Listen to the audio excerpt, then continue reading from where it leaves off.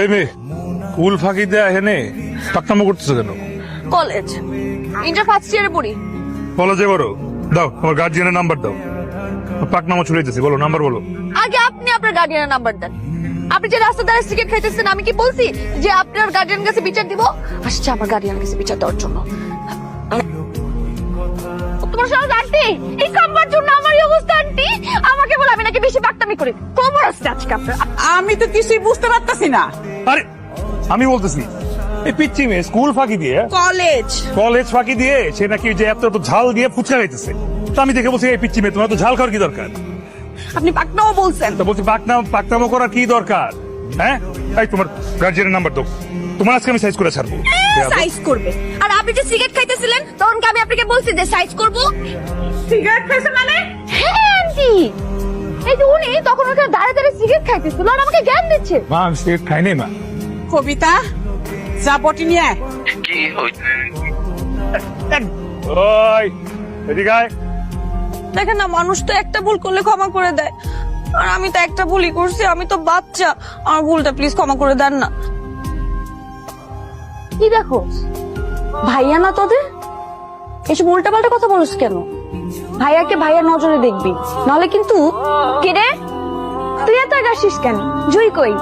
আরে আনি নাই। দেখোস না কাবু ভাই দিকে কেমনে চেষ্টার মতো তাকায় থাকে। তুমি পাইলা কেমনে? সেটা তো বলা যাবে না। দেখেন কোনো ঘামের গন্ধ নাই, আমি সুন্দর করে যত্ন নিয়ে ধুয়ে দিছি। থ্যাঙ্কস। ছিল না ভাইয়া, আপনি তো আমার অনেক সিনিয়র, এই জন্য আমার থেকে বেশি বুঝবেন, এটাই তো স্বাভাবিক। আমার একটা বান্ধবী, ওনা সবসময় উঠতে বসতে এখানে সেখানে স্মরণে স্বপনে শুধু একটা ছেলেকে দেখে। আর ওই ছেলেটাকে আমার বান্ধবীকে কিডন্যাপ করবে। আচ্ছা ছেলেটা কি?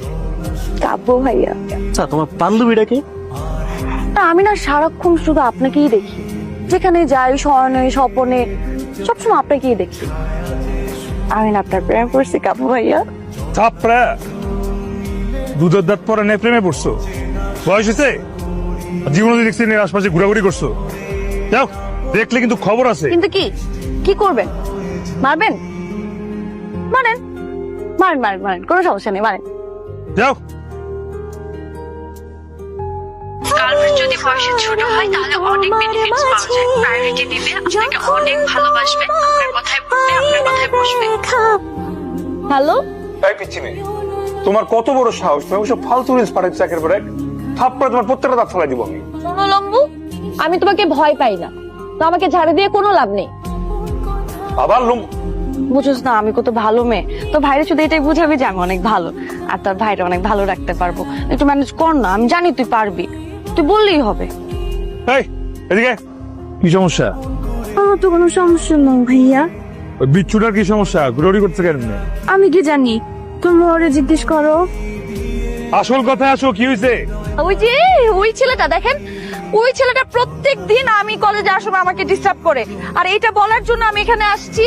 ভাবছি আপনার কাছে আমি নালিশ করবো, আর আপনি অনেক রেগে থাকেন এজন্য। কে ওই ছেলে? হ্যাঁ ও তোমার ডিস্টার্ব করে? হ্যাঁ, ওই- আমাকে প্রেমের প্রস্তাবও দিচ্ছে। এই নাম কি তোমার? রনি। ওরা ডিস্টার্ব করছো কেন? আমি তো ওনারে চিনি না। তুই ডিস্টার্ব করস নাই তো? যে বলছে তুই নাকি প্রেম প্রস্তাব দিছিস, আবার ভালোবাসি ভালোবাসি বলস।